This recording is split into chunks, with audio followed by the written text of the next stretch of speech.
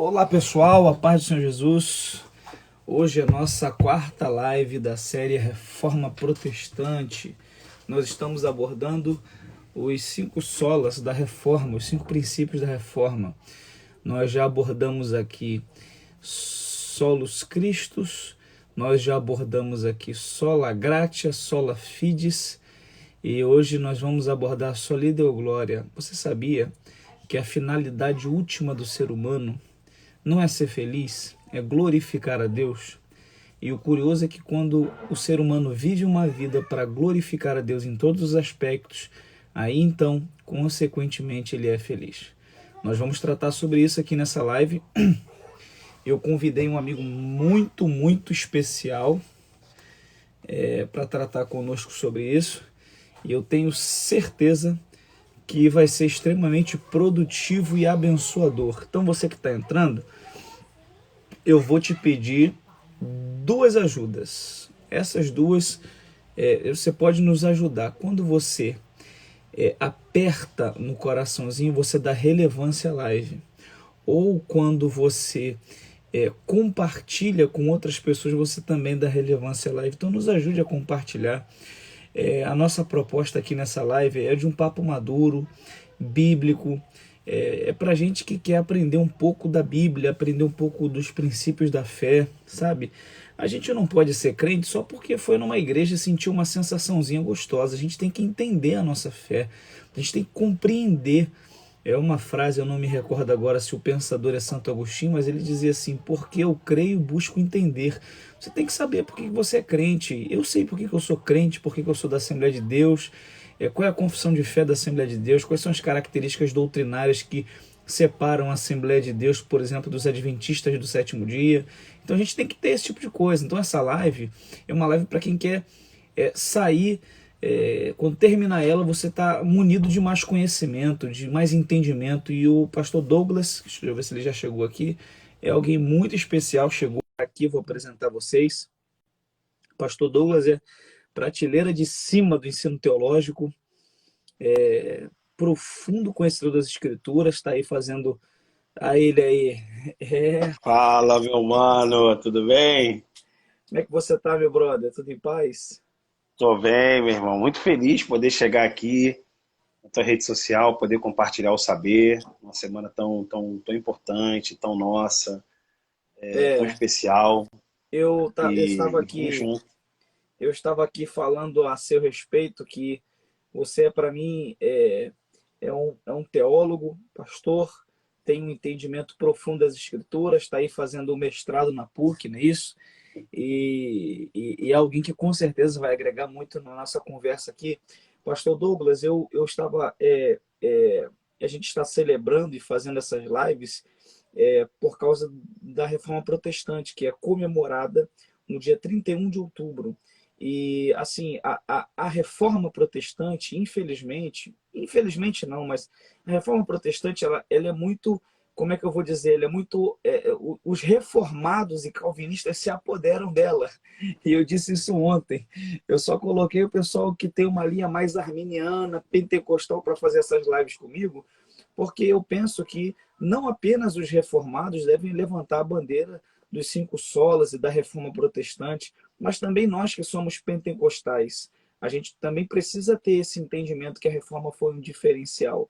O Edmund Burke, que é um escritor conservador inglês, ele tem uma frase que ele diz assim: o povo que não conhece a própria história está fadado a repetir os mesmos erros. Então a gente precisa conhecer um pouco dessa história da Reforma, conhecer os princípios da Reforma para que a gente não repita os mesmos erros. E aí, para mim, é uma alegria, meu amigo, estar te recebendo aqui. Eu espero não, tenho certeza que vai ser extremamente abençoador para quem está do outro lado aí. Se apresenta para a gente aí, Obrigado. dá o inicial aí, o Obrigado, mano. start aí. Legal. Obrigado pela honra mais uma vez. Que bom chegar aqui até o seu público. Tem uma galera aí também que eu chamei, convidei para a gente poder bater um papo aqui sobre um dos solas, né, da Reforma Protestante. E, de fato, a gente sabe que a tradição reformada ela consolidou e em alguns aspectos, tentou privatizar todo o É, legado da Reforma Protestante, que é um patrimônio da história, da história medieval para a história moderna. Tanto é que a Reforma Protestante ela não é só estudada por religiosos, então É. daí fica provado a sua importância para o Ocidente e para a modernidade, de modo geral, né?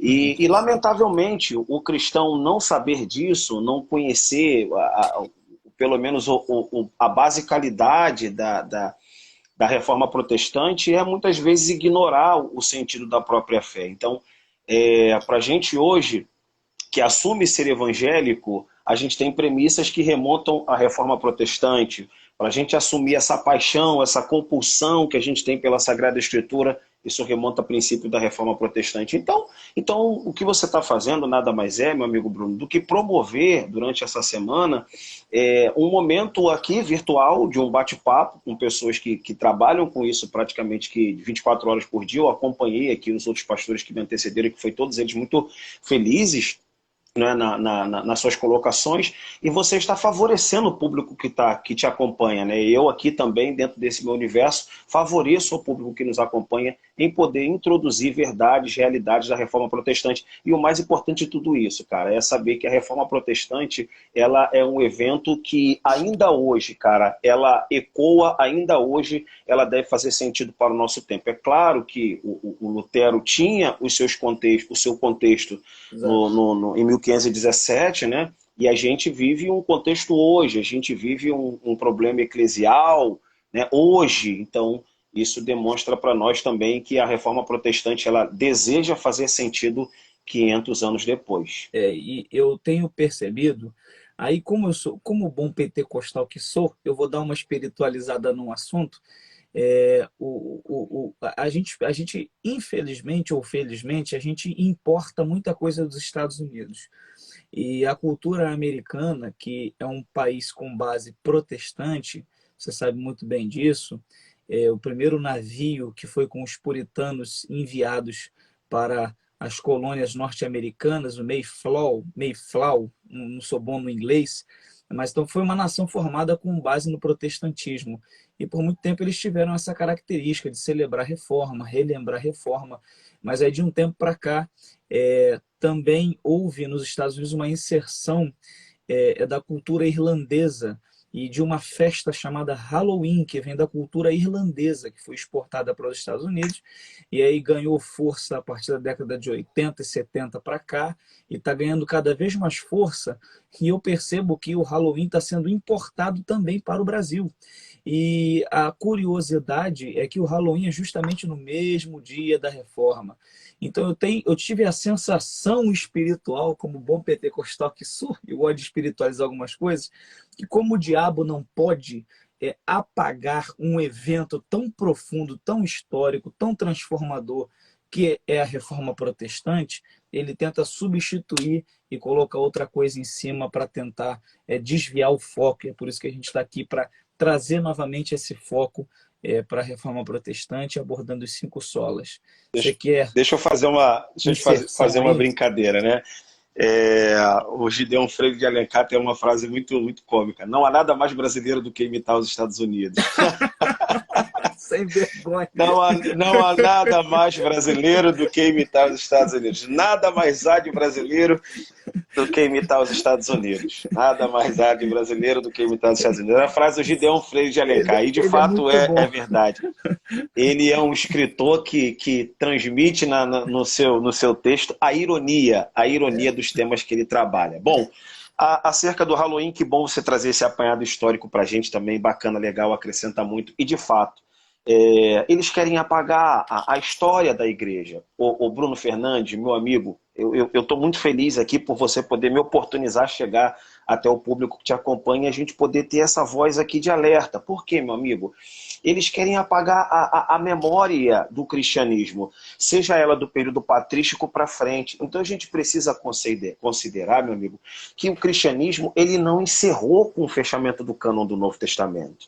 Ele não encerra no período patrístico, onde se consolida o cânon do Novo Testamento. Não, e muitas tradições, e muitos costumes, e muitos dogmas, enfim, que a gente ainda hoje sedimenta dentro da nossa liturgia cristã, seja ela pentecostal ou seja ela conservadora, histórica, né, digamos assim, ela vem da Reforma Protestante. Então, a nossa teologia sistemática surge na Reforma Protestante. Então, quando eu ignoro o período patrístico, quando eu ignoro o período escolástico, quando eu ignoro Reforma Protestante, eu estou dizendo para a minha própria fé que isso tudo não teve nenhum tipo de relevância e que somente a Bíblia me dá a relevância da espiritualidade cristã nesse tempo presente. O problema é que essa compreensão foi graças aos homens lá do passado. Exato. Lá do passado. Então, esse aqui é um alerta que a gente precisa considerar e deixar aí, meu amigo. Quem sabe a gente consegue, todos os anos, promover uma conferência online como essa, que possa trazer esse tema da Reforma Protestante. Eu vou te confessar que o ano que vem eu pretendo fazer uma conferência, não somente online, mas em uma igreja que me cedeu um espaço para falar sobre a Reforma Protestante por um aspecto pentecostal. Mas isso é um projeto mais para frente e vai dar certo em nome de Jesus. Nós começamos tratando na nossa série de lives aqui sobre o Sola Fide, somente a fé. Depois a gente veio e tratou sobre Solos Christus com o pastor Ronald. Ontem sobre Sola Gratia com o pastor Henrique Bravo, de São Paulo. E agora nós estamos no Soli Deo Glória, ou seja, somente a Deus a glória. Eu vou trazer só uma introdução, assim, um preâmbulo sobre alguns aspectos culturais que a gente percebe naquele tempo da Reforma. Você tinha um entendimento de que o único trabalho que glorificava a Deus era o trabalho sacerdotal dos clérigos da igreja, o trabalho que envolvia o templo era o único trabalho que era para a glória de Deus, os demais eram punições. Tinha-se esse entendimento que o trabalho era uma punição. E é a partir da Reforma que a gente tem um outro entendimento, que é um resgate do entendimento de Paulo, quer comais, ou quer bebais, ou façais qualquer outra coisa, façais tudo para a glória de Deus. E a partir da Reforma a gente tem esse entendimento de que a vida é vivida para a glória de Deus. Eu gosto de pensar sempre, meu amigo Douglas, da seguinte maneira: quando eu faço um jejum, e eu me abstenho de comer, de beber, e é sempre que a gente faz jejum que alguém na nossa casa prepara a melhor comida de todas, que a gente recebe um convite para almoçar fora com alguém pagando, é sempre quando a gente está de jejum que essas coisas acontecem. E aí quando a gente se mantém fiel no nosso jejum, que a gente está orando e jejuando por um propósito, é para a glória de Deus. Mas eu também gosto de entender que quando eu sento à mesa com amigos e como uma boa picanha, um bom frango, um bom feijão com arroz, uma boa Coca-Cola, também é para a glória de Deus. Quer comais ou bebais, ou faças tudo para a glória de Deus. Então, assim, a partir da Reforma a gente tem esse entendimento de que a vida, ela é vivida e ela tem significado para glorificar a Deus. E daqui esse ponto de partida, amigo. Manda bala aí em nome de Jesus. Beleza, vamos lá. Eu quero trazer 4 pontos aqui na nossa conversa. 4 pontos. Primeiro, é a dificuldade de se buscar uma compreensão hoje do que é viver para a glória de Deus. Então, o que é viver para a glória de Deus? É uma pergunta que a gente vai tentar trazer uma resposta bíblica e teológica aqui. Eu vou tentar fazer isso no terceiro momento. No primeiro momento eu vou falar então sobre o mistério da sua vontade, baseado num texto de Efésios capítulo de número 1. Depois eu vou falar sobre um probleminha delicado que eu consigo perceber hoje, relacionado ao Soli Deo Glória, que é um problema que a Igreja Católica tratou, e eu acho que esse problema está muito presente hoje no cristianismo na vertente evangélica, que é o cristomonismo moderno. Vou falar um pouquinho sobre isso, e depois eu vou falar se realmente é conveniente tentar fazer um movimento de trás para frente, ou seja, a gente sempre fala de Jesus como sendo Deus, mas a gente poderia fazer esse movimento no sentido inverso para tentar descobrir não só que Jesus é Deus, isso é fato, mas também que Deus é Jesus. O movimento contrário talvez nos ajuda mais, mas quando a gente entende o sentido ordinário, Jesus é Deus, ponto, beleza, ninguém tem dúvida disso, mas eu acho que quando se trata da pessoa do Pai, a gente precisa inverter um pouquinho essa condição. Então, Deus é Jesus, isso abre um precedente para a nossa conversa. Então, a primeira coisa que eu gostaria de dizer aqui é um texto baseado em Efésios capítulo 1, verso de número 9, um texto bem simplesinho aqui que eu vou ler para quem está nos acompanhando.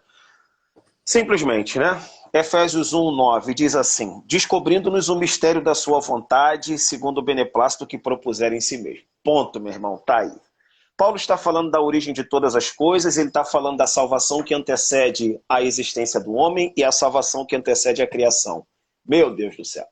Se a salvação antecede a origem do homem e se a salvação antecede a criação, que são os dois objetos nos quais Deus fixamente contempla diariamente a criação e o ser humano, o que deu em Deus para que ele manifestasse a sua vontade, que Paulo chama de mistério? Isso é muito forte, é muito forte. Então, repito, se a salvação, segundo o apóstolo Paulo está tratando aqui, ela é antes da fundação do mundo, e eu sou uma criação depois da fundação do mundo, a salvação ela antecede o ser humano, a salvação antecede a criação. Antecedendo, portanto, o ser humano e a salvação, o que deu em Deus para ele manifestar a vontade de salvar o homem que ainda vai ser criado e que o cosmos ainda vai ser criado? Paulo não tem resposta. Paulo chama isso de mistério da sua vontade. Cara, isso aqui revela para nós o quanto o Pai não pode ser esquecido no processo de salvação e da compreensão do cristianismo evangélico brasileiro, que enaltece justamente o Filho. Repito, justamente.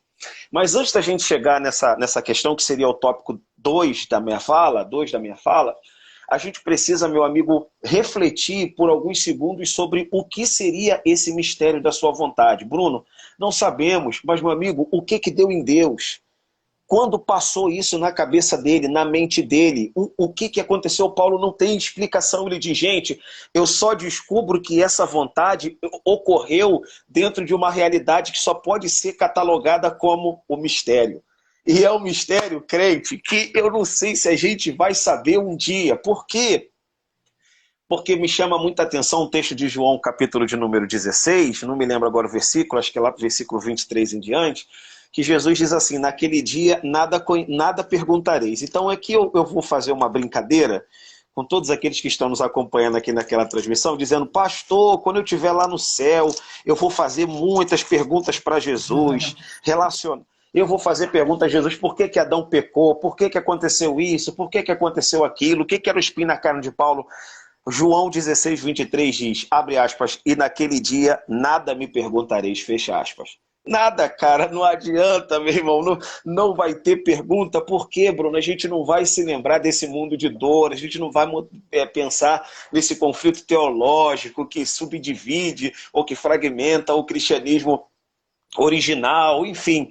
Meu amigo, tem coisas que a gente não vai saber, e eu confesso para você que o mistério da sua vontade nem Paulo definiu. Então o que deu em Deus? Eu não sei o que deu em Deus, eu só sei uma coisa, ele decidiu criar a salvação, ele decidiu salvar o homem, e para salvar o homem, subsequentemente ele vai criar o cosmos e vai criar o ser humano. Ponto. O que isso abre de conversa? Abre o seguinte precedente, Deus não pode ser lembrado, como aconteceu muitas vezes com o cristianismo católico medieval, e era esse o terror de Lutero, era esse o medo de Lutero, por causa da pregação medieval sobre o inferno, sobre o purgatório, o medo que aqueles homens tinham de Deus, fez com que Lutero tivesse medo também de Deus e pedisse misericórdia quando o raio cai e mata o amigo dele, e daquele diante ele faz uma promessa que se Deus o preservasse em vida, ele viraria monge. Então a gente não pode entender o Deus da ira como é pregado muitas vezes na Reforma Protestante. Como é que a Reforma Protestante muitas vezes traz a concepção sobre Deus? Muito bem. O planeta tem uma conta impagável. O planeta tem uma conta impagável e Deus quer acertar as contas com a sua criação. Então, o Deus lembrado da Reforma Protestante é o Deus da ira, o Deus que busca um culpado, o Deus que busca descarregar uma conta sobre o planeta Terra, e Jesus se tornará, portanto, a vítima. Mas calma aí, quando eu leio o Paulo de Tarso dizendo que sobre Jesus, na cabeça de Deus, há uma coisa que ele classifica como mistério da sua vontade, o Pai precisa ser lembrado tanto quanto o Filho como um Deus de amor. como um Deus de amor. E aqui eu quero ler uma frase que eu estou aqui diante do meu computador, de William Hendrickson, abre aspas, diz assim: por este fato, aprendemos que o pai, longe de ser menos amoroso que o filho, ele sente especial deleite em planejar tudo quanto deve ser planejado, a fim de trazer salvação plena e livre aos homens que se precipitaram na miséria e ruína, e sente igual prazer em dar-lhes a conhecer este maravilhoso plano que Paulo chama de mistério. Então, o que me incomoda muito quando a gente fala da pessoa de Deus é essa concepção maciça que já está sedimentada no nosso coração, desse Deus de ira, desse Deus que precisa acertar as contas com o planeta. E de fato há essa proposta na carta aos Romanos, a gente não pode negar isso. O problema é que a justiça de Deus, ela foi saciada no lombo do Filho Jesus, no Santo Filho Jesus.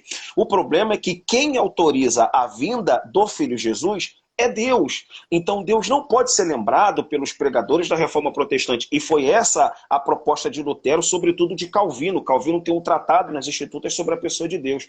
Então é contra isso, Bruno, que a gente precisa também pregar. Por quê, meu amigo? Senão daqui a pouco a gente vai estar nas igrejas, nos púlpitos, ensinando o terror de Deus. E aí a gente volta a pensar que os reformadores serão necessários novamente para poder entender e nos fazer refletir a respeito do Deus de Jesus, a respeito do Pai de Jesus. Então, essa é uma forma que eu gostaria muito aqui de entrar como, entre aspas, né, um defensor da causa de Deus nesse momento. Deus é justo, é claro, o Apocalipse 4 diz que o trono de Deus se baseia na brancura, né, do jaspe e a vermelhidão da sardônica. Então, mostra ali que o trono de Deus está baseado naquela teofania de ira. E eu sei que isso é verdade, mas em se tratando da Reforma Protestante, em se tratando da revelação do Filho, o Pai precisa ser também visto e lembrado tanto quanto o filho na condição de amor e não somente na condição da ira. João 3,16, só para consubstanciar o que você já está falando, porque Deus amou o mundo de tal maneira que deu o seu Filho para que todo aquele que nele crê não pereça, mas tenha vida eterna. Exato. De João que a gente vê lá, né? Porque quem não ama não conhece a Deus, porque Deus é amor. Amor, amor. Exato, meu amigo. Então, a gente precisa ter cautela na hora de falar de Deus, e aí a gente costuma fazer uma coisa. Eu sempre falo de Deus a partir do entendimento que eu obtenho dele. Então, quando eu falo no púlpito, quando eu falo numa sala de aula, ou quando eu explico para o interlocutor essa pessoa de Deus como se ele tivesse compulsivo para poder exterminar alguém por causa do pecado, né, a gente acaba distorcendo um pouco essa imagem que a gente tem de Deus e naturalmente se simpatiza mais com a pessoa de Jesus. Então eu posso dizer, meu amigo Bruno, que Deus, ele como é que eu vou dizer? Isso aqui é só uma força de expressão, uma força retórica, é um pouco injustiçado no tocante à trama da Reforma Protestante, à trama da expiação. É como se um grupo grande da sociedade enxergasse Jesus como sendo Jesus compassivo, misericordioso, o advogado fiel, e Deus como alguém indiferente que quer apenas saciar sua ira, sua sede de justiça, e descarrega tudo em Jesus. E o que você está trazendo para a gente aqui não é isso. É que Deus é um Deus de amor também. Exato. Tanto é que Jesus não poderia vir por força própria. Então, quem o envia é quem entende que ele cumprirá cabalmente a missão e que demonstra, sobretudo, um ato de amor ao liberar o seu Santo Filho para que pudesse receber a culpa dos pecados da humanidade. Então, eu acho que isso é uma injustiça que o catolicismo medieval fez com a pessoa de Deus, e os reformadores foram contra isso. Os reformadores foram contra isso. Não, o Pai não é assim. Calma aí, vamos tentar reformular então esse conceito que a gente tem de Deus. E esse conceito ainda permanece, principalmente nos púlpitos pentecostais, meu amigo. Um Deus que coloca no leito, um Deus que amaldiçoa, um Deus que faz isso, um Deus que faz aquilo. Então, esse Deus não é o Deus dos reformadores, cara. O Deus dos reformadores é um Deus misericordioso, é um Deus solícito, é um Deus de justiça. É claro que é, mas a gente pode não estar dando a devida glória para Deus se o nosso entendimento continua sendo esse. Pastor Douglas, você acha que é essa visão ela acaba olhando muito para o Antigo Testamento. Você acha que isso é fruto de púlpitos onde o Antigo Testamento é muito pregado e muito se fala das guerras de Israel, essa coisa toda? Obviamente, a gente entende que toda a Bíblia é divinamente inspirada e boa para instrução, para correção, para edificação. Mas você acha que um exagero e uma exegese, uma hermenêutica errada em cima do Antigo Testamento, sempre exaltando a beligerância, a guerra, a espada, você acha que faz as pessoas terem uma visão de um Deus do Antigo Testamento e um outro Deus diferente do Novo Testamento? E o Deus do Novo é Jesus e o Deus do Antigo é Deus. E aí o pessoal esquece até Exato. aspectos teológicos da Trindade, como a pericorese, que Deus é Jesus, Jesus é Deus, o Espírito Santo é Deus, o Espírito Santo é Jesus. Você acha que isso influencia esse tipo de pregação assim, mais do Antigo Testamento? Pregação em Uhum. cima mais de narrativas, sobretudo Sim, essas narrativas beligerantes, essa coisa toda? sim, sim, sim. É evidente que os púlpitos pentecostais das igrejas do Brasil, elas se assentam mais sobre os personagens do Antigo Testamento. Eu acho que isso tem seu valor devido à história existencialista da América Latina, que parece nos colocar diante de uma vida cujo sentido se expressa no vencer, no acumular, no ganhar. E eu não ignoro isso. Durante muitos anos eu fui um crítico a esse tipo de proposta, mas de um tempo para cá, lendo e pesquisando, eu entendi que isso é o existencialismo latino-americano. Então, eu acho que o evangelho vem para preencher isso também. O pobre que quer prosperar, o enfermo que quer ser curado, aquele que está numa camada social baixa que deseja ter um espaço universitário, fazer uma viagem internacional, eu acho que isso tem seu valor e eu não consigo encontrar essa proposta muito no Novo Testamento, mas no Antigo você consegue e você vê que é o próprio Deus que propõe esse mundo de felicidade se houver uma obediência por detrás disso. Então, ponto. Aqui eu concordo que sim. O problema maior, eu acho que é uma religião moralista que a gente está vivendo, e aí eu acho que foi o pastor Henrique Bravo que tratou sobre a graça, e a graça ela explode o mérito, a graça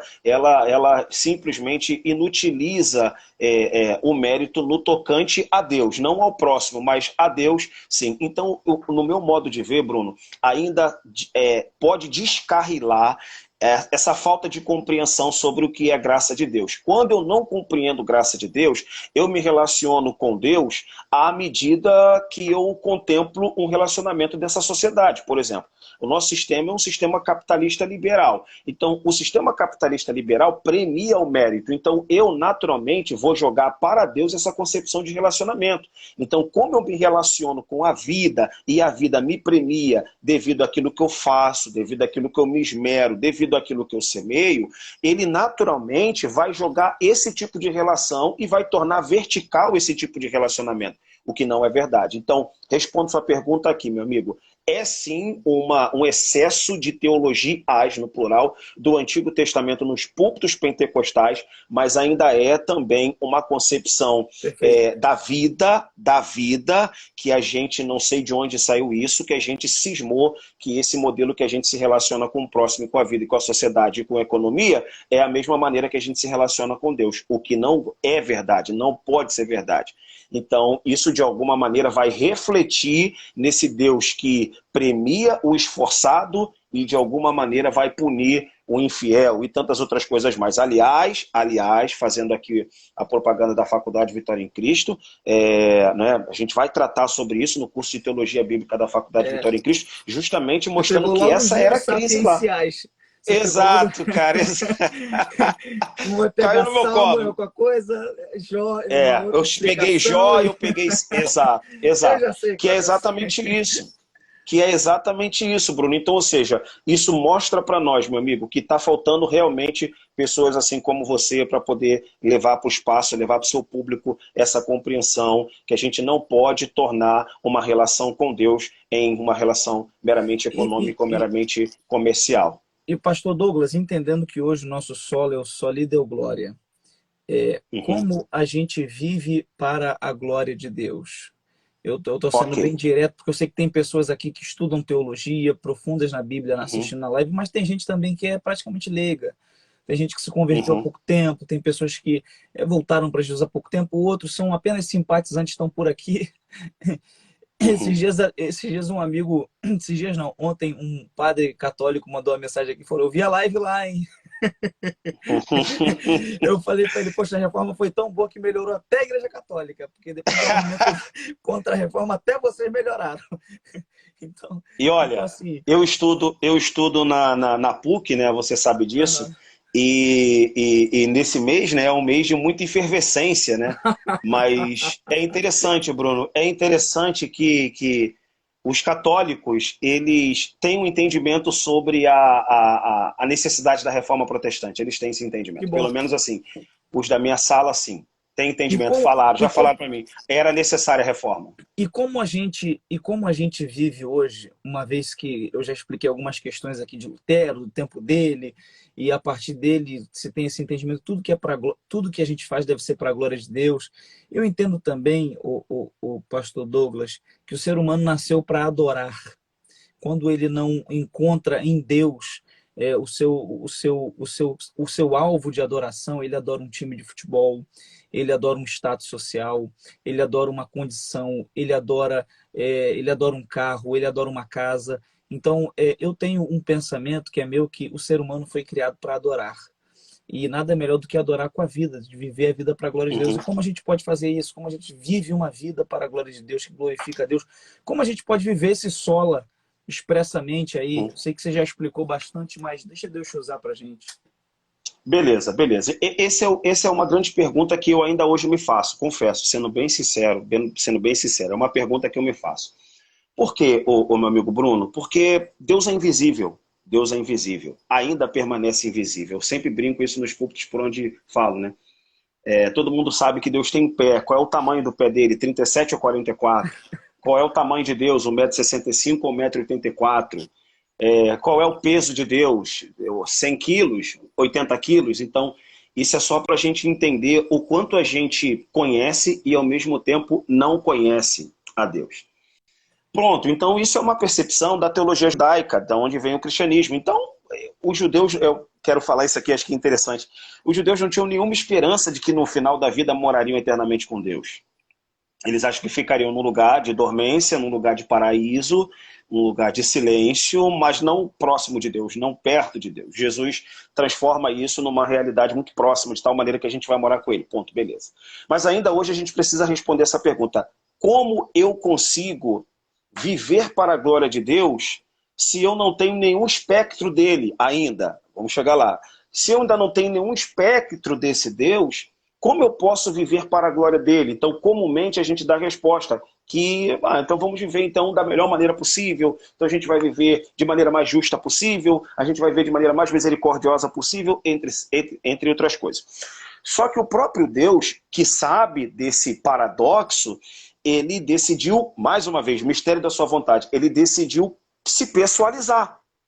E ele se pessoaliza na pessoa de Jesus. Por isso eu falei que o movimento deve ser, não é, indo e voltando. Então, se a gente tem um Jesus que assume uma proposta de divindade, e ele é, claro, não quero falar contra, a gente tem um Deus que decidiu se tornar mais próximo, ele decidiu se tornar um ser humano, decidiu se difundir no corpo humano, para quê? Para que a gente pudesse entender a proposta dele, ou seja, a gente precisa agora entender como ele entende. Aqui que é uma coisa interessante e problemática. Por quê, Bruno?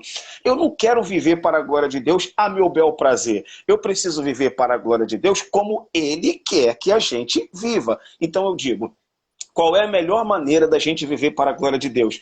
É exaurindo até a última instância a condição de ser chamado de ser humano, cara. Ser humano. Por quê? Porque, olha só que eu quero indicar um livro aqui, é um livro que eu sempre indico, eu vou aproveitar para poder indicar. Esse livro aqui, ó, A Ética de Cristo, José Maria Castilho, é um baita de um livro, é um baita de livro. Estava lendo esse livro hoje para a nossa conversa. O que esse rapaz ele propõe dizer aqui? O autor desse livro ele propõe dizer: se Deus entendeu que a salvação do mundo passava pela via da humanização, a gente não pode entender outra proposta de um mundo melhor ou mais habitável que não seja pelo processo da humanização. A humanização não é humanismo filosófico. Não é humanismo filosófico, quero deixar claro. A humanização é tentar mostrar que Jesus ele vem com a proposta de glorificar a Deus intensamente e faz isso, e convida os seus seguidores, ele convida os leitores do Evangelho, ele convida os seus irmãos, sendo ele o irmão supremo, a fazer a mesma coisa. Então, Bruno, já começa a minha resposta aqui. A melhor maneira de se viver para a glória de Deus é imitando com todas as forças, mas com todas as consequências possíveis a pessoa de Jesus. E quero deixar claro que a pessoa de Jesus não é aquele ser que nos faz encantados através de fazer milagre. Não, é a parte da união hipostática que precisa ser valorizado, que é a humanidade de Jesus, a humanização de Jesus. Então eu acho que é essa parte aqui que a gente precisa aprender. A gente se encanta muito, meu amigo, com o Cristo fazedor de milagres, com o Cristo que multiplica o pão, mas eu acho que está na hora da gente aprender a ser ser humano tal como Jesus foi ser humano. É o John Stott que tem uma frase que, na minha opinião, é fantástica. Ele diz que Jesus veio para mostrar como Deus é e como o homem deve ser. E na segunda parte da fala dele, como o homem deve ser, a gente, por muito tempo, teve um entendimento, e é um entendimento ignorante do ponto de vista do conhecimento, de que havia uma visão sobre Jesus, um Jesus assim alienígena, um Jesus de outro planeta, um Jesus talvez carregado por causa, pela nossa visão e em Jesus, quando a gente começa a estudar, uma das belezas de Jesus é a humanidade dele, é a capacidade de sentar, de comer, de conversar e de tratar questões humanas com simplicidade e assim a gente percebe que a verdadeira santidade não nos transforma em anjo, mas em humanos, em pessoas, Exato. em gente. E a gente tem um conceito interessante. Quando alguém erra, faz alguma burrada na vida, ele diz assim, eu sou gente, eu sou humano. Eu deveria dizer, eu sou animal, porque a gente precisa resgatar essa questão de Jesus, um Jesus humano, um Jesus próximo. Infelizmente, muito tempo a gente teve uma ideia de santidade que transforma a gente em anjo. E a santidade é que nos faz ser mais humanos como Jesus foi. E eu acho que é isso que você está querendo dizer para a gente. Que quanto mais humano como Jesus foi, mais a gente vai viver para a glória de Deus. Pode prosseguir, meu amigo. Estou entendendo o pensamento. Estou tentando traduzir para o pessoal. Exato. Por quê, Bruno? Porque, veja bem, então assim, o que é mais provocador, meu amigo, o que é mais provocador é que Deus decidiu seguir essa via, então a gente não tem via alternativa. Se o próprio Deus, o Deus Pai, se o próprio Deus seguiu a via, bom, vou salvar o mundo, imaginamos assim, imaginemos ele conversando com a sua consciência, vou salvar o mundo, o que eu vou fazer? Eu vou usar a corporeidade. Assim, eu vou salvar o mundo, eu quero tornar esse planeta mais habitável, vou salvar o mundo. O que eu vou fazer? Eu vou me aproveitar da corporalidade. Então Deus se humaniza e, portanto, vem a pessoa de Jesus. Se ele viu na sua presciência que esse é o caminho, quem sou eu para colocar um caminho alternativo?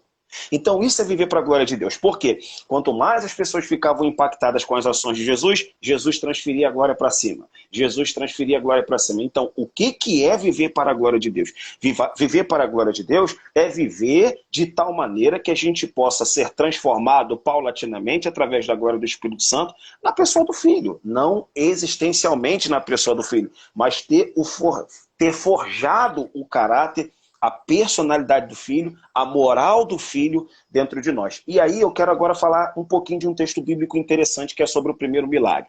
Aí eu queria pregar aqui Deixa eu usar primeiro João 2. Exato, primeiro milagre, João 2. Eu fico indignado quando as pessoas dizem assim, indignado por dentro, é claro que eu não manifesto isso. Fico indignado assim, o primeiro milagre de Jesus foi transformar água em vinho. Claro que não, cara. Claro que não, não é assim que se fala. Não é assim que se fala, cara. Não é assim que se fala.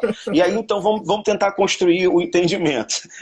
Vamos tentar construir o entendimento. Vou construir aqui rapidinho, bem rápido. Muito bem. A primeira coisa que a gente precisa pensar nesse texto é que o versículo 1 do capítulo 2 de João diz que é ao terceiro dia. Ao terceiro dia. Exato. Beleza. Então, esse ao terceiro dia é motivo de muita discussão no ambiente teológico, mas eu vou seguir aqui um caminho de interpretação, não estou dizendo que é absoluto, é a linha de interpretação que eu sigo. Esse terceiro dia, na verdade, é o sexto dia. é o sexto dia. E eu vou tentar explicar. O prólogo do Evangelho de João é o verbo de Deus sendo co-criador junto com o Pai. Ponto, beleza. Então ele cria todas as coisas e antes dele entrar nesse terceiro dia, que é o dia que ele vai fazer o seu primeiro milagre, algumas coisas estão acontecendo e o Evangelho de João vai sinalizar. E aí eu queria que você, um grande amante do Evangelho de João, pudesse atentar comigo aí. Abre aí sua Bíblia, você que está aí com a gente também, 50 e poucas pessoas com a gente. Vamos pegar esse mistério aqui, tem uma coisa legal aqui para gente. Então, João capítulo de número 1, verso de número 29, diz assim, no dia seguinte. Então temos que contar um dia aí, certo? Agora, Bruno, leia o versículo 35, está dizendo, no dia seguinte, presta atenção. Então, versículo 29, no dia seguinte, versículo 35, no dia seguinte, versículo 43, no dia seguinte. 3 dias depois... Muito bem, então aqui nós temos 3 dias. Nós temos agora no capítulo 2 do Evangelho de João, e ao terceiro dia, então soma mais 2 é o início do sexto dia. Sim. E eu vou explicar o que é isso.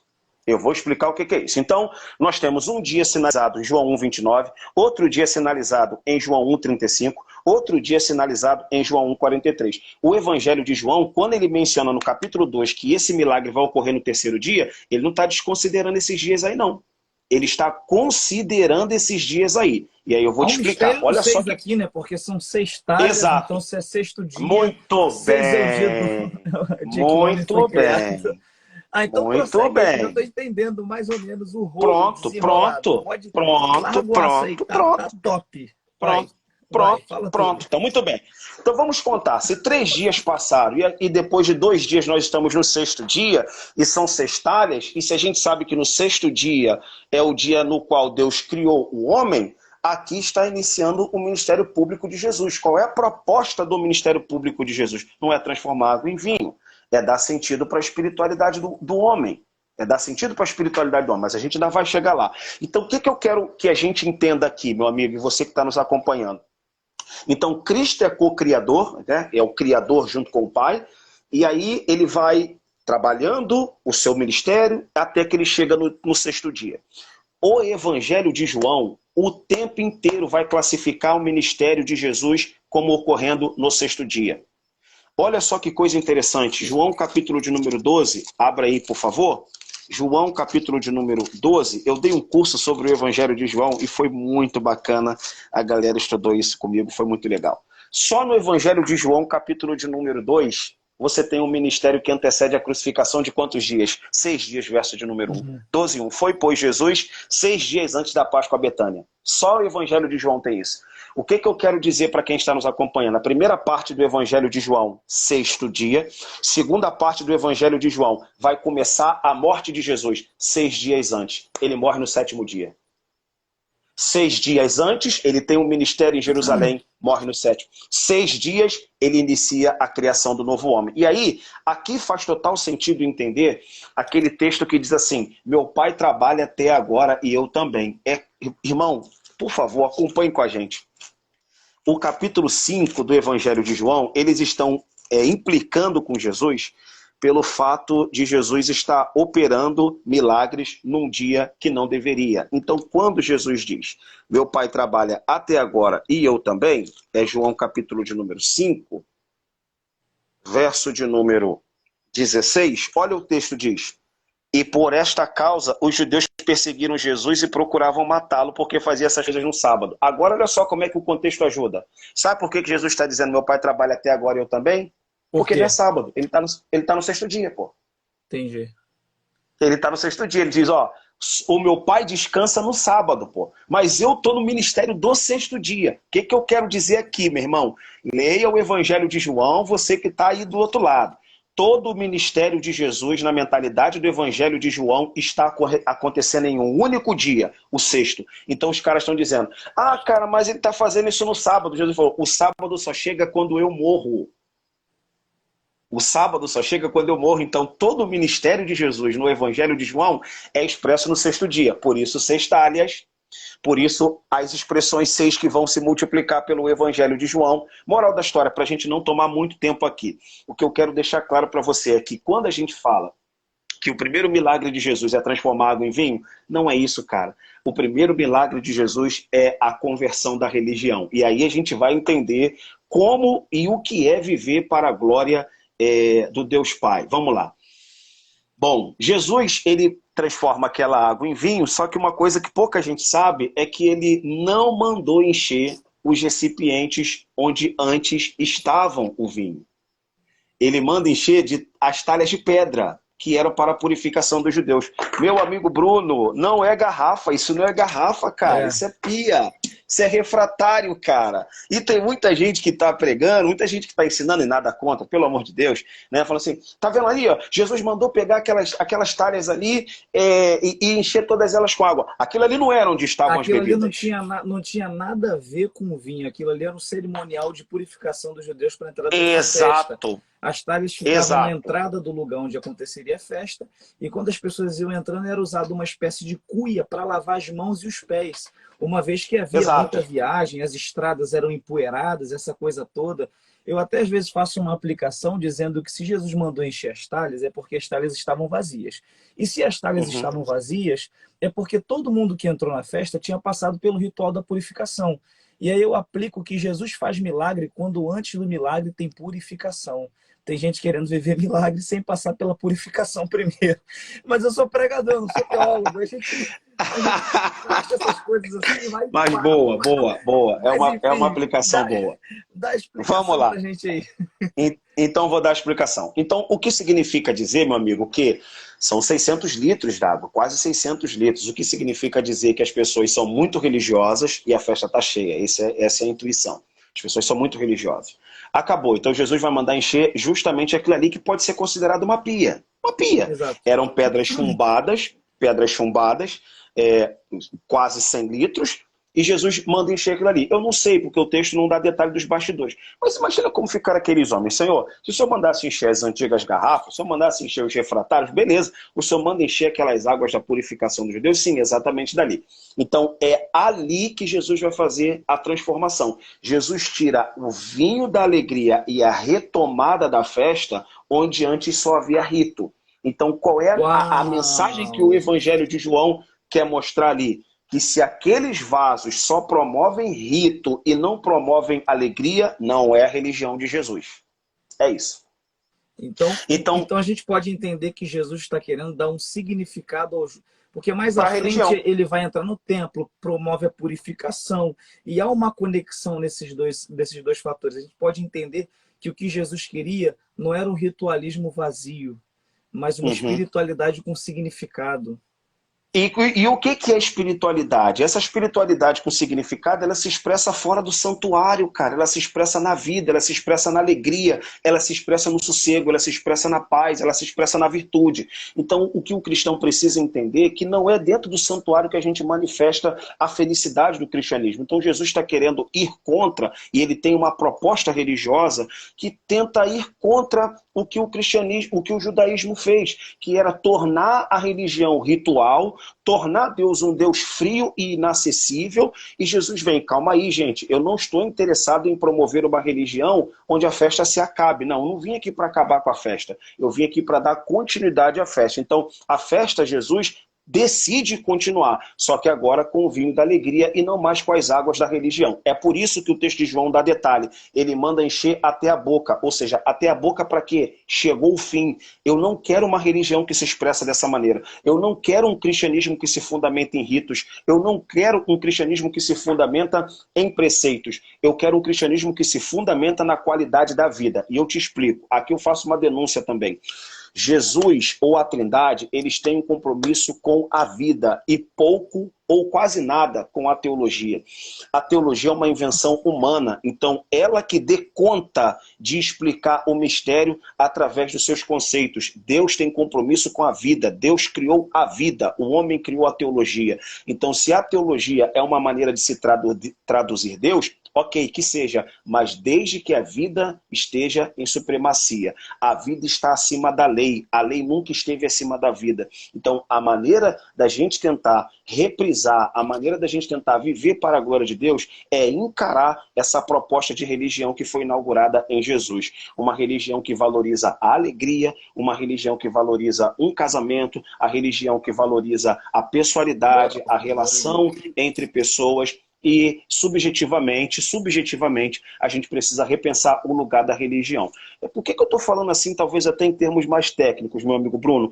Porque eu tinha aquela resistência ao cristianismo, porque eu achava que o cristianismo ia me tornar infeliz, cara. Quantas pessoas são aí do outro lado que talvez sem antes de ter a experiência com a fé cristã, tem aquela concepção, quando eu for, eu vou me aposentar, eu vou pendurar a chuteira, porque quando eu for para o cristianismo, eu vou virar aquela pessoa ritual, eu vou virar aquela pessoa que faz toda semana aquela rotina. Então, as pessoas, quando pensam em aceitar o cristianismo, pensam que a felicidade está em jogo, que a alegria está em jogo. Então, Jesus está fazendo um milagre dizendo, quem disse que a festa vai acabar? Não vai acabar nada, a festa vai continuar. Aí o pessoal vai dizer, mas o melhor está vindo agora. Sabe por que está vindo agora, meu filho? Porque está saindo da religião que eu estou promovendo. Então, toda religião que pensa primeiro no rito e pensa subjetivamente ou secundariamente na alegria, não é a religião que vem de Jesus. Então, a alegria que se expressa na vida, ela é a proposta de viver para a glória de Deus. Então, meu irmão, encerro aqui essa parte, senão eu falo muito, né? Não, cara, você Viver pode para ficar a à glória de vontade. Você Deus. está falando e eu estou conectando na minha cabeça textos bíblicos. Só que você vai e os textos vão passando. Jesus disse, eu vim para que tenhais vida e a tenham em Isso aí. abundância. Então o Agora evangelho é no é Evangelho vida. de João. Evangelho não é É rito, é no vida. Então, mas o mais importante, Bruno, é que você citou um texto que é do Evangelho de Exato, João, onde exato. Jesus tem essa proposta. E aí o pessoal falou, mas ele está fazendo isso no sábado. Jesus falou, que sábado? Meu pai trabalha até agora. Se o pai descansou no sábado, a gente ainda está no dia sexto, o dia que a gente está fazendo o homem. Então, a proposta de Jesus no Evangelho de João é fazer o homem, e não o homem vinculado a uma religião, mas um homem que consegue expressar a pessoalidade da vida nas virtudes mais simples, cara. É isso que é viver para a glória de Deus. E aí eu digo para você, Bruno, que a religião pode fazer um péssimo serviço. A religião pode fazer um péssimo serviço.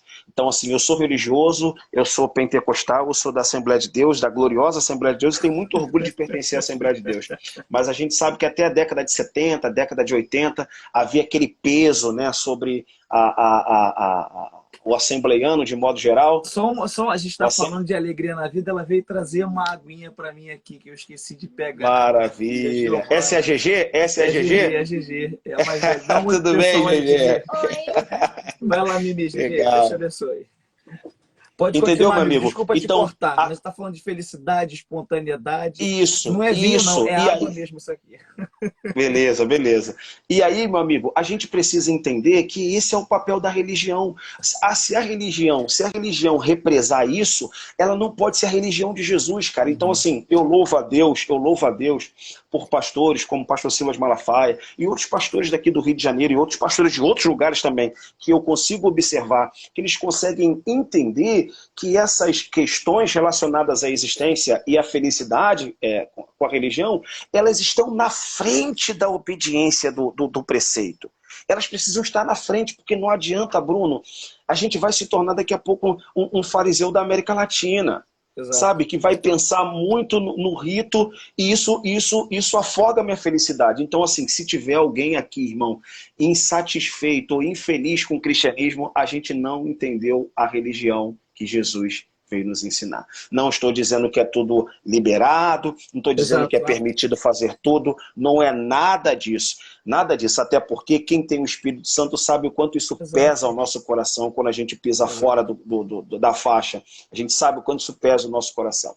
Mas eu também não posso subtrair uma felicidade que ele me propõe através da sua morte em nome de uma obediência de preceito. Então ele diz, então enche aquilo lá. Agora enche aquilo lá até a boca. Enche aquilo lá até a boca, porque eu estou inaugurando um tempo em que esse se fecha e um outro se abre. Eu concordo em número, gênero e grau. A experiência religiosa, a experiência de congregar, a experiência de pertencer a uma igreja, ela tem que ser uma experiência que aflora o que há de melhor em nós, que aflora em nós virtudes, que aflora em nós o amor ao próximo, que aflora em nós o amor a Deus, que aflora em nós o amor pela nossa família. A partir do momento que a experiência religiosa, seja por qualquer que seja o motivo, de uma suposta e pretensa santidade, que é o que aconteceu muito na história da Assembleia de Deus, que em vez de ela aflorar, ela vai matando e minguando a alegria familiar, a espontaneidade da vida, ela passa a ser algo extremamente pernicioso e que deve ser combatido, rejeitado e dito não. E, enfim, eu concordo em grau, gênero, número. Até hoje eu sofro muito porque eu sou um assembleano que eu gosto de usar barba. Então, de vez em quando, eu tenho que pregar em umas igrejas que tem que tirar a barba. Eu tiro, não tem problema. Mas eu tenho uma sensação de que, infelizmente, a gente transformou muito costume em doutrina. Sobretudo na nossa igreja. E, infelizmente, isso foi um erro que entrou pelo buraco da ignorância nas nossas igrejas. Mas, enfim, isso é um assunto para uma outra live. Então, até aqui a gente está recapitulando.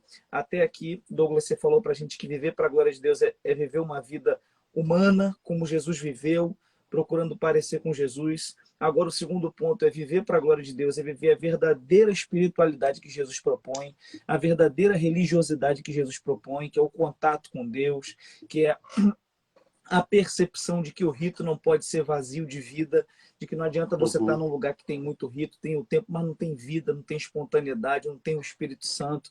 E eu queria que você prosseguisse nesse pensamento, porque, se eu não me engano, lá atrás você disse que tinha 3 pontos. Eu já falei de 2, daqui a pouco eu caminho já para encerrar. O mais importante, Bruno, é isso, é alertar aqueles que estão nos acompanhando aqui, que estão sendo represados, cara, de uma alegria, de uma espontaneidade, que não está relacionada ao pecado, não está relacionada ao desejo que está... não estou falando A disso, não estou falando religiosidade nada... sufoca muita gente, essa é uma realidade. Sufoca. Exato, eu não estou falando nada que vincule a um pecado que está sendo Entendi, contido, perfeitamente porque se é entendi. pecado, Só não porque se é entendeu isso, pecado não Satanás. traz alegria do espírito, não traz alegria do espírito. Então não estou falando nada relacionado a isso, mas eu estou falando de uma liberdade que o Evangelho nos proporciona. Então isso muitas vezes está sendo contido e está trazendo o sufocamento da religião cristã. Isso não é cristianismo, isso não vem de Jesus. Isso não vem de Jesus. Então, viver para a glória de Deus, então como é que se define? Como é que eu defino o primeiro milagre de Jesus? O primeiro milagre de Jesus é a perpetuação da alegria. Ele perpetua dizendo, não, vou fazer o meu primeiro milagre. O meu primeiro milagre é, não vim acabar com a festa de ninguém. Não vim acabar com a festa de ninguém. A vida é uma festa, o casamento é uma celebração, e quem disse que eu vou acabar com isso? Eu só vou fazer com que as coisas se tornem melhores. E está vindo de onde isso? Está vindo lá do rito da religião. Então, vem de lá, pronto. Aí aquilo ali vai impactar, todo vai, meu Deus do céu, ele colocou o melhor para o final. E esse melhor vem de onde? Vem de lá.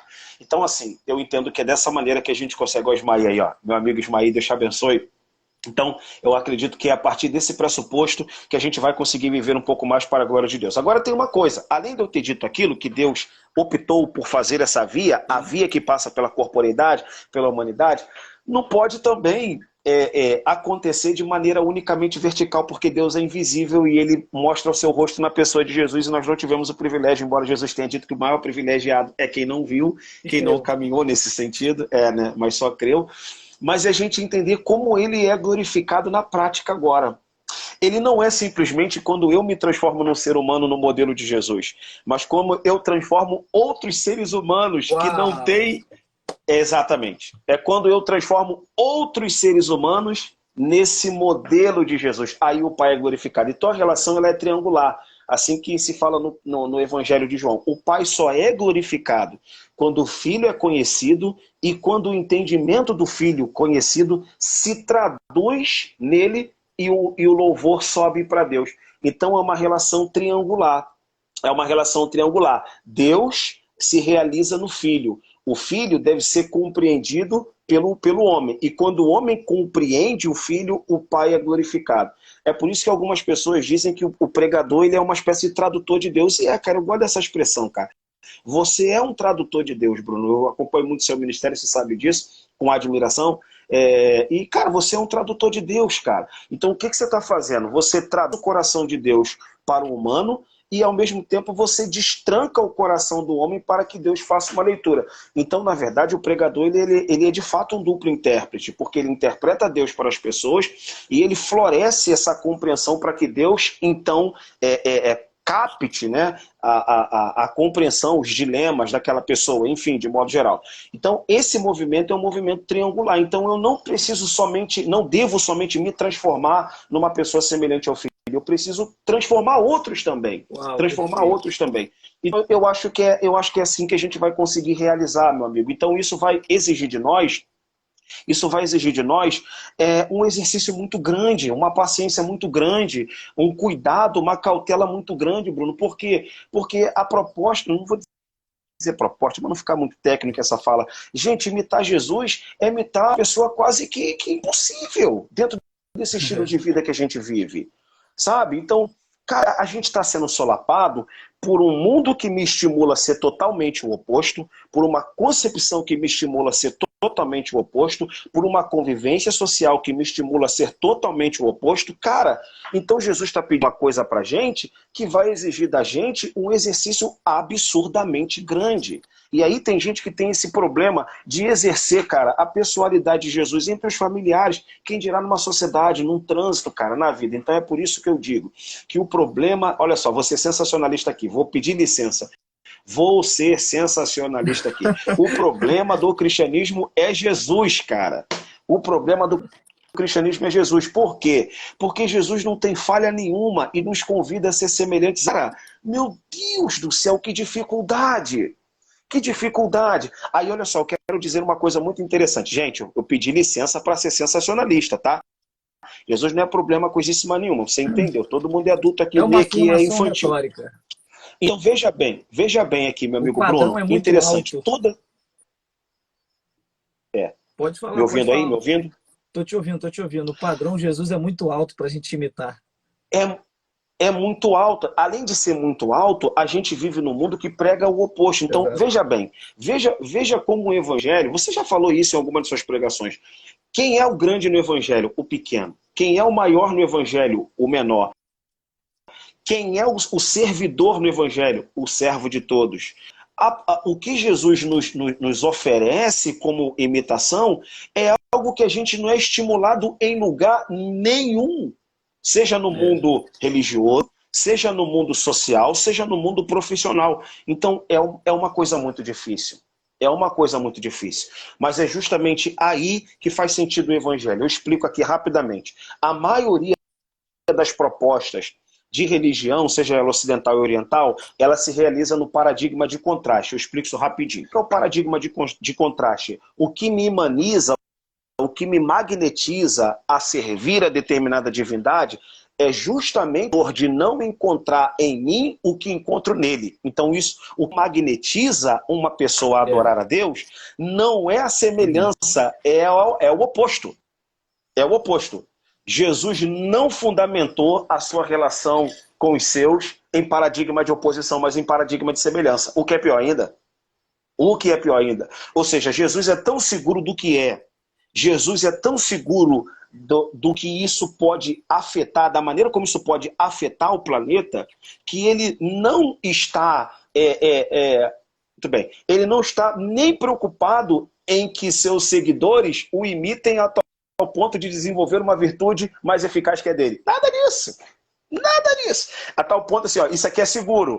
É bom que vocês sejam pecadores, é bom que vocês sejam miseráveis, porque isso me protege. Nada disso. Ele vem, tentem ser como eu. Tentem ser como eu fui. Então, ou seja, nenhuma proposta religiosa faz isso, Bruno. Exato. Nenhuma. Eles continuam construindo a sua muralha de proteção na distância. Jesus não tem muralha e ele quer proximidade. Então, essa proximidade vai exigir de nós isso tudo. E quando isso acontece, o Pai é glorificado, só lhe deu glória. Só lhe deu glória. Porque Deus é invisível, cara. Deus é invisível. Então, como eu amo a Deus? Eu amo a Deus imitando Jesus e eu amo a Deus amando o meu próximo. Então, quando eu consigo fazer isso, o Pai é glorificado. O Pai é glorificado.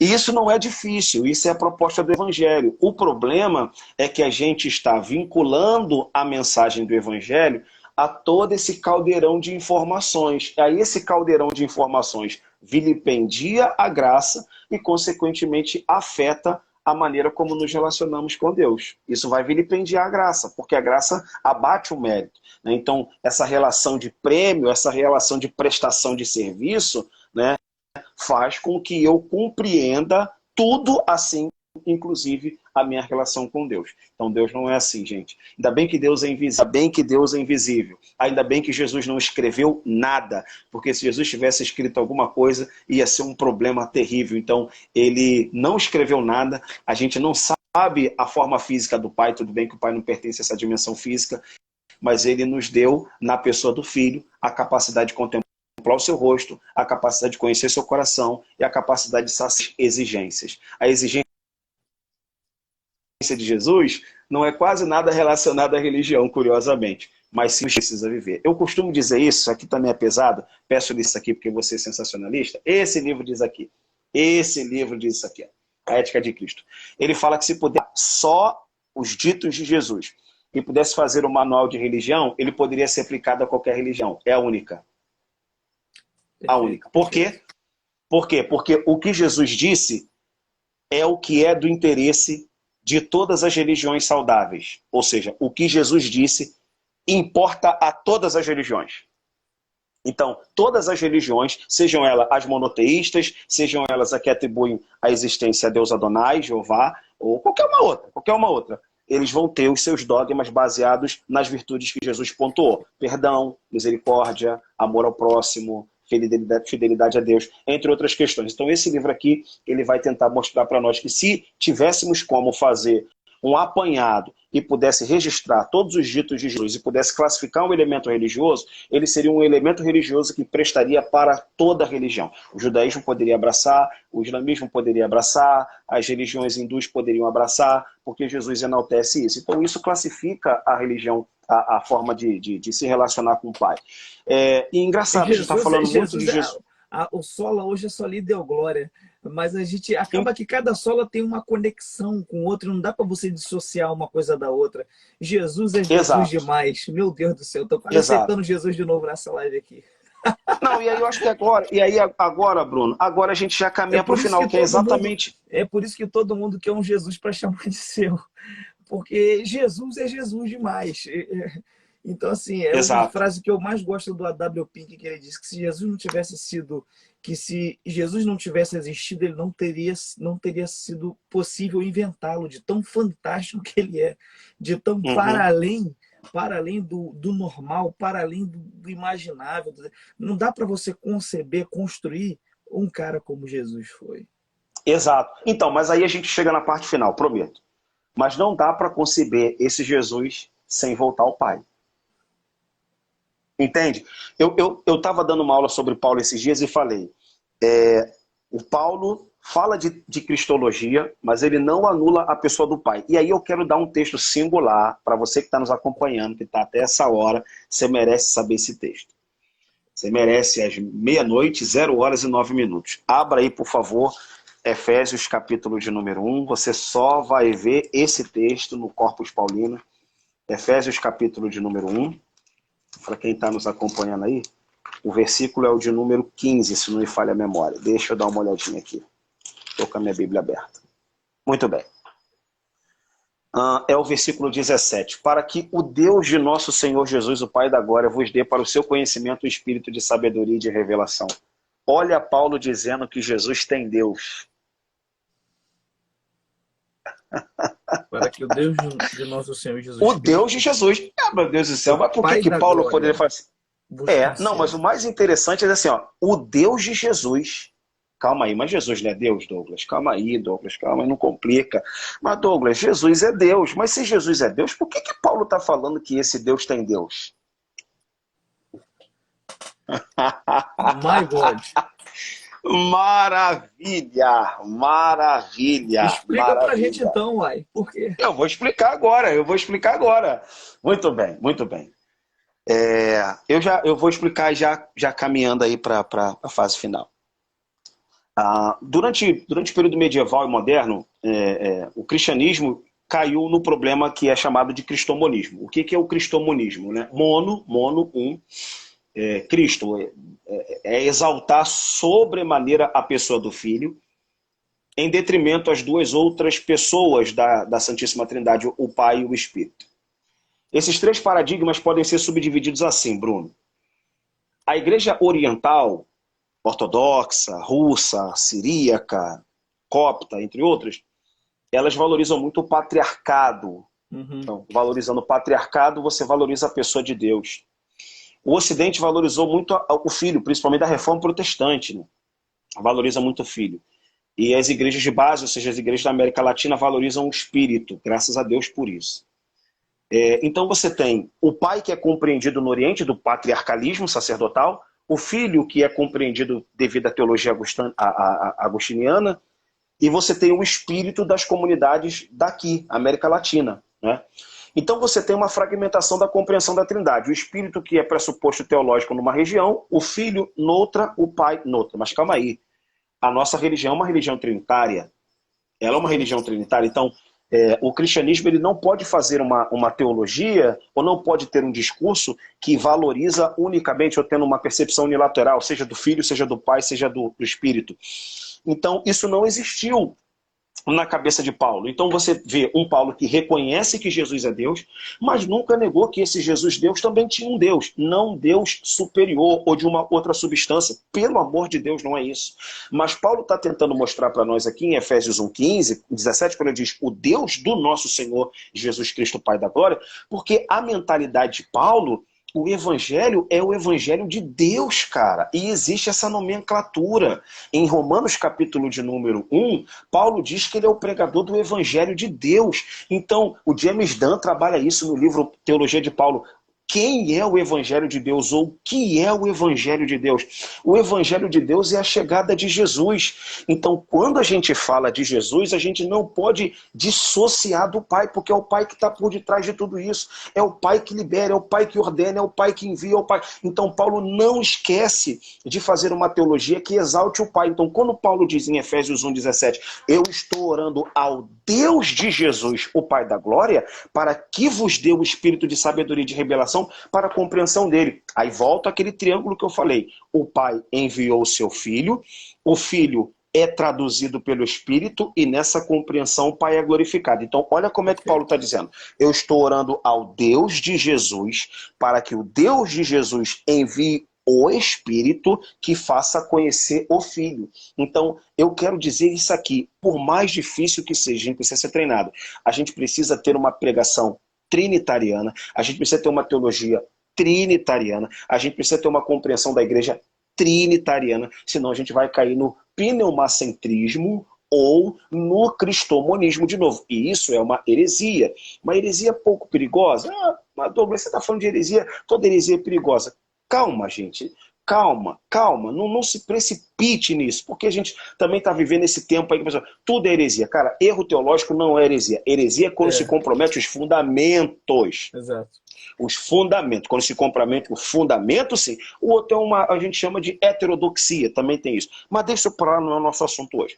O mais importante, meu amigo, é que Paulo constrói uma teologia ou uma compreensão no Filho, mas ele tem o Filho como base para se compreender o Pai, porque o Filho não poderia fazer isso por conta própria. Então, se ele estava em vida subordinado ao Pai, então se o Filho é tudo o que fez e faz tudo o que faz, então acima do Filho está quem? Quem autorizou. Então quem é o máximo? O máximo é quem autorizou. Por isso que Paulo diz, eu estou orando ao Deus de Jesus. Perfeito.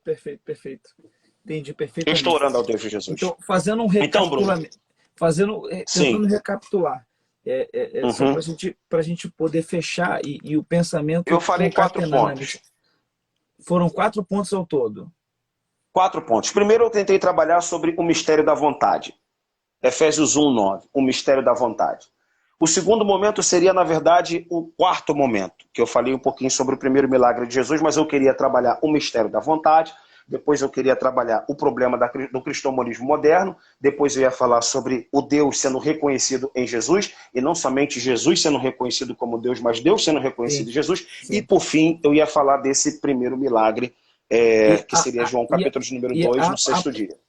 E a aplicabilidade para a vida de quem está nos ouvindo é que viver para a glória de Deus é entender, seria isso, entender Jesus, compreender Jesus, manifestar Jesus e fazer outras pessoas receberem esse mesmo entendimento e transformá-las também em Jesus. É isso, Exato. É professor isso, é Douglas isso, do é Carmo isso, é isso, Gonçalves. é isso. É isso, meu amigo, é isso. Esse é o desafio. Esse é o desafio. Meu Entendeu? amigo, O problema. pode falar.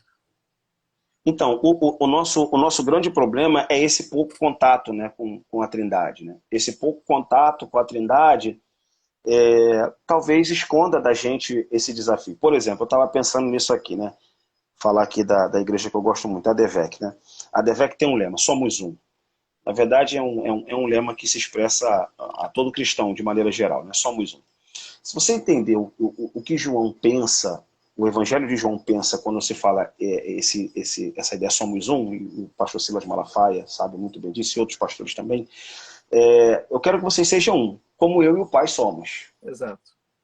Então tem um ponto de partida, tem um modelo de imitação, tem um protótipo. Então, assim, não basta só ser unido, tem que saber como é essa união entre o pai e o filho. Então, a relação entre o pai e o filho, cara, faz conhecer o pai e revela a grandeza do filho. Não tem como. Então, por isso que eu digo, o cristianismo é trinitariano. Olha, eu nunca escrevi um livro sobre a Trindade, porque, assim, Agostinho falou uma coisa, né? Tente explicar a Trindade e perderá a cabeça. Tente negar a Trindade e perderá a alma.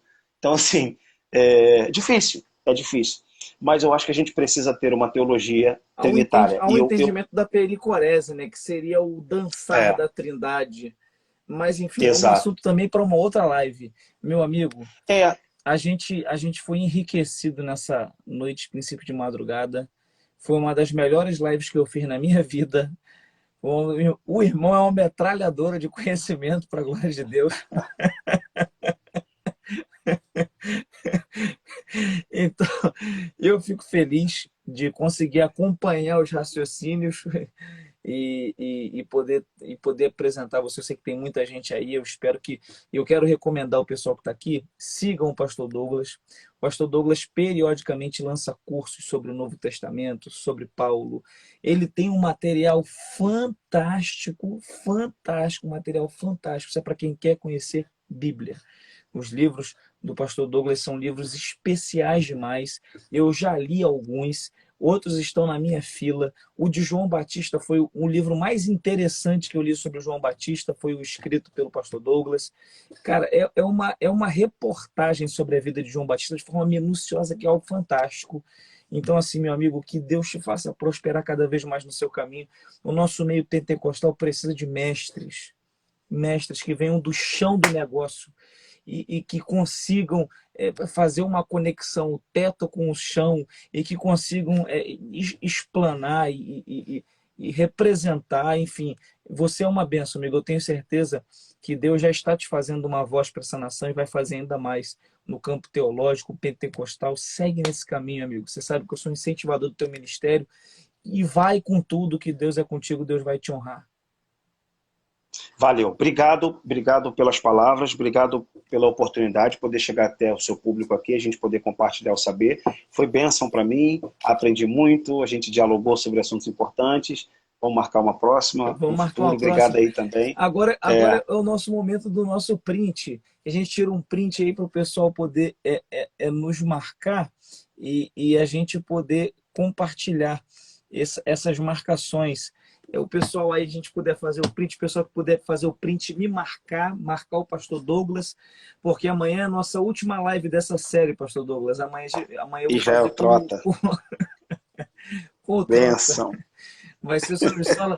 O Trota é também uma bênção. O Trota é uma bênção, um escritor da CPAD, extremamente profundo nas escrituras. E aqui, irmão, é só Bíblia. Meu brother, aqui é só Bíblia. Não tem chave, não tem óleo no manto que desce, não tem. Bom, aqui é só Bíblia. É o conteúdo denso, aquilo que nem os Coríntios, nem a igreja em Corinto, Paulo falou, eu queria dar um alimento pesado para vocês, mas vocês são crianças ainda. A gente está recebendo aqui nessa live. Glória a Eu vou fazer o Deus. nosso momento do nosso Vamos print lá? aqui. Eu vou com a minha Bíblia bem usada e vamos que vamos no A minha print, também. pessoal. 1, 2, 3.